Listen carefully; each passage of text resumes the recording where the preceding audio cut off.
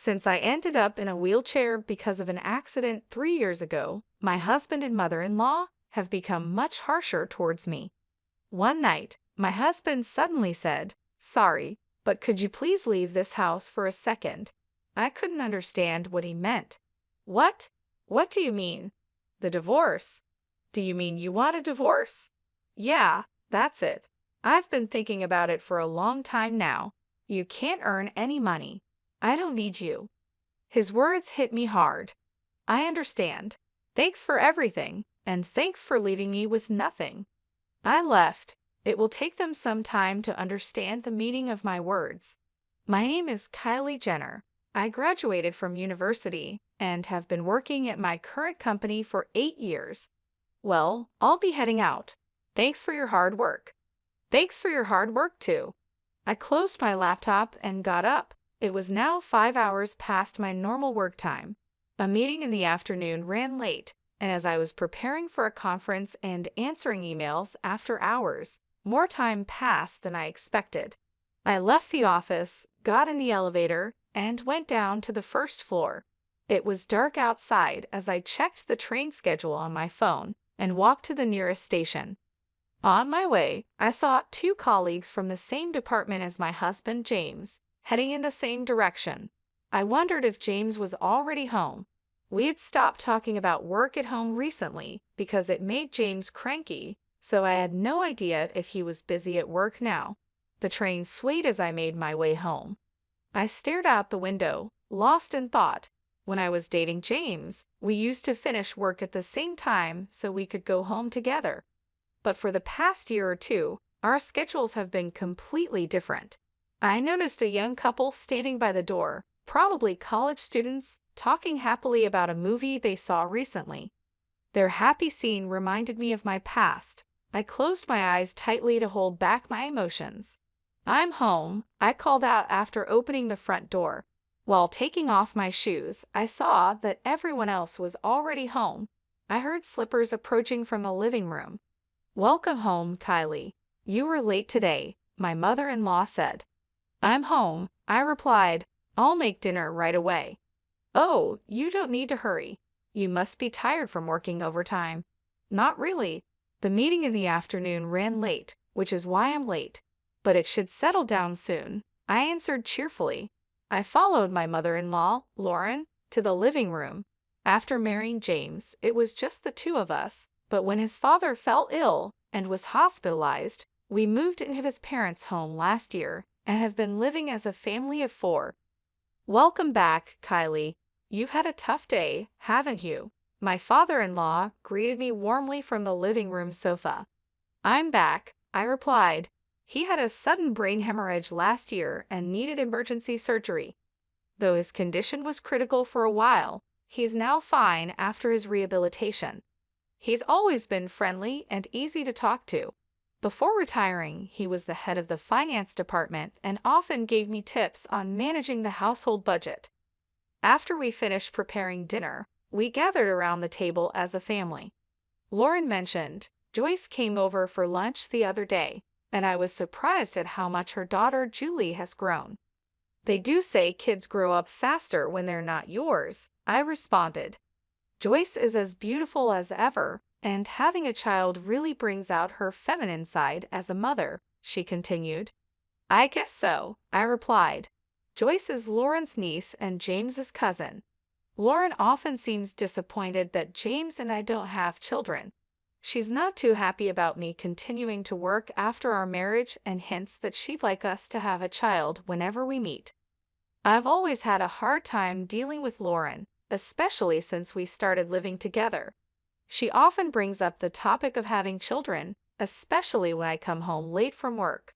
"You could have had a child if it had been a little earlier, Kylie. I suppose it can't be helped because you're busy with work," she would say.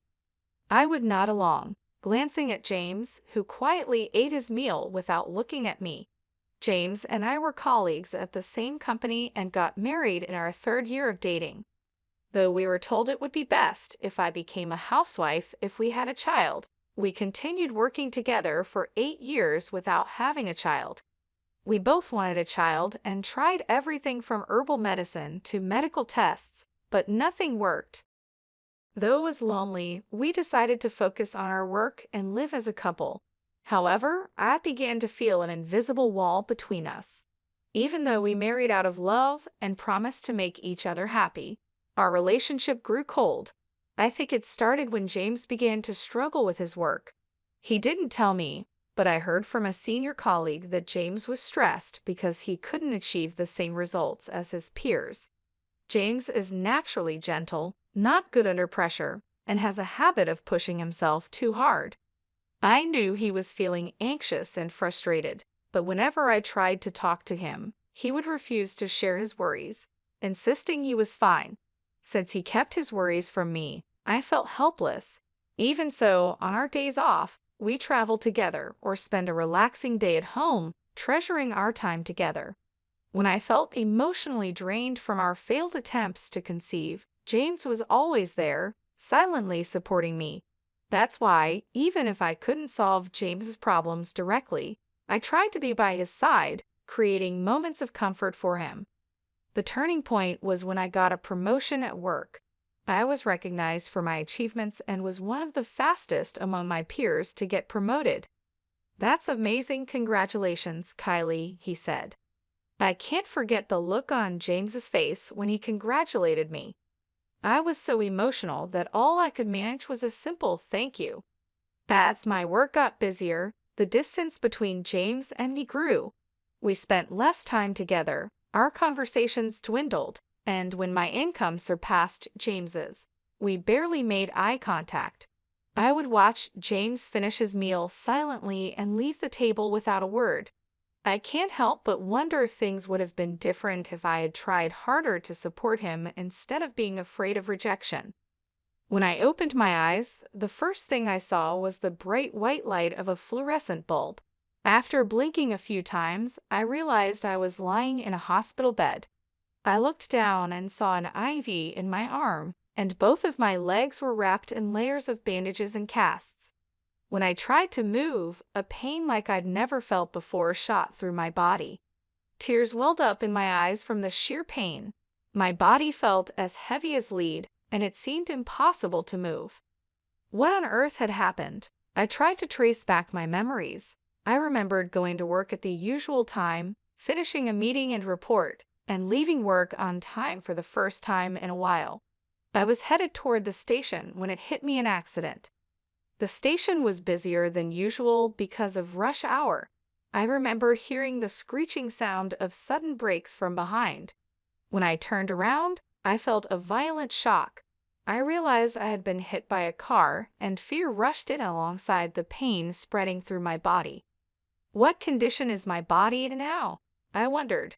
The sound of footsteps approached, and suddenly the curtain around my bed was opened. "Oh, Mrs. Jenner, you're awake. But you should not get up yet," a young female nurse said quickly. "I understand you're confused, but your doctor will explain everything to you shortly. Please stay calm for now." "Oh, okay," I replied. The nurse left in a hurry. A few minutes later, the doctor arrived and explained the circumstances of the accident and the surgical procedures. Apparently, a truck driven by a drowsy driver had crashed onto the sidewalk, and I was unfortunately there and got knocked over from behind. I had been urgently transported to this hospital right after the accident, and it had been about half a day since the surgery. "Excuse me, but have you contacted my family already?" I asked. "Yes, we have contacted your husband and his parents to inform them about the accident and that the surgery was completed successfully. However, they seem to be out somewhere and can't come right away," the nurse replied. "I see, thank you," I said. James was away on a business trip, and his parents had been on an overseas vacation since last week. From the doctor's tone, I could imagine their reaction when they received the news. Even considering they were out, their response didn't seem like what you'd expect when being told a loved one had been in an accident. It was as if they didn't see the urgency to come immediately. I laughed bitterly, imagining James's reaction when he found out about the accident. It was hard to picture him being genuinely worried about me. The doctor explained that although there were no life-threatening injuries, the damage to my legs was severe. They said the chances of me walking again were not promising. It felt surreal, like the explanation was about someone else, not my own body. James visited the hospital 3 days after the accident. It was surprising to see his pained expression when he saw me lying in the hospital bed, injured all over. "Sorry I'm late," he said. "It's fine. Don't worry about it." "I'm sorry for interrupting your business trip," I replied. It had been a while since we last talked, and the atmosphere was awkward. Our conversation stalled, and James excused himself to talk to the doctor, leaving the room. I couldn't call out to him and just watched him leave. It has been 3.5 years since the accident. The injuries left me with disabilities in my legs, and I've been forced to live in a wheelchair. The accident happened when I was leaving work, so I stayed with the company for a while, but it became difficult to work as I used to, and I resigned about 7 months ago. Since resigning, I've been spending my time at home, but a few things have been bothering me. One is that Lauren's attitude towards me has become noticeably harsher than before. "Kylie, do you have a moment?" Lauren asked. "Yes, of course," I replied. "I'm about to head out, but could you fold the laundry for me? It's just folding, so you can do it even if you can't move your legs, right?" Lauren's voice had that familiar edge of sarcasm. "Yes, I'll get it done. Please be careful on your way," I replied, forcing a smile. "Well then, please get it done," she said before leaving. Since I started spending my days at home, Lauren's snide comments have increased. She seems unhappy with me being home all day and not working. Every time she asks me to do something, it comes with a side of sarcasm. I sighed as I folded the laundry, thinking about James's job.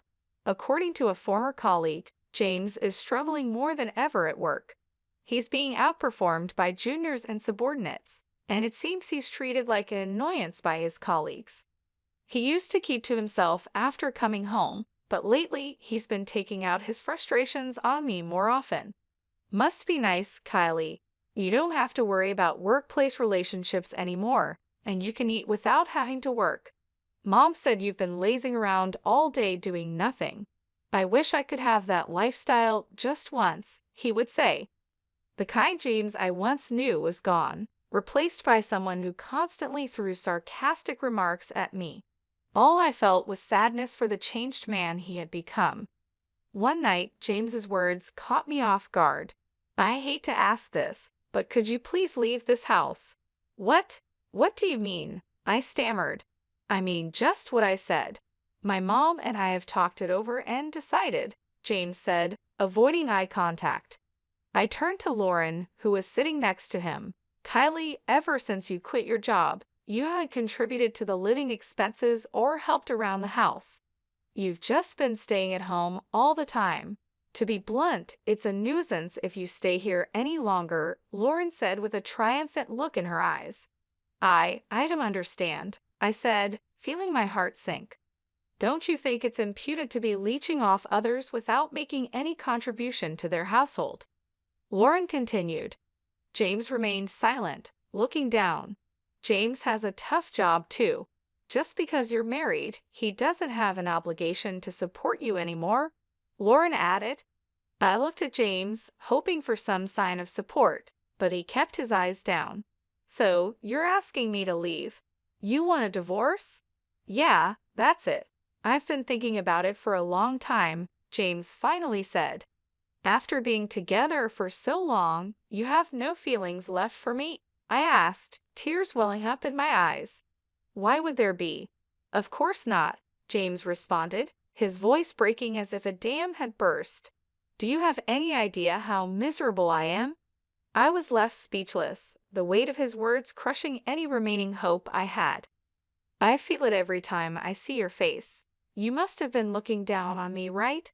Thinking you were better than me every single day," James said, his voice filled with bitterness.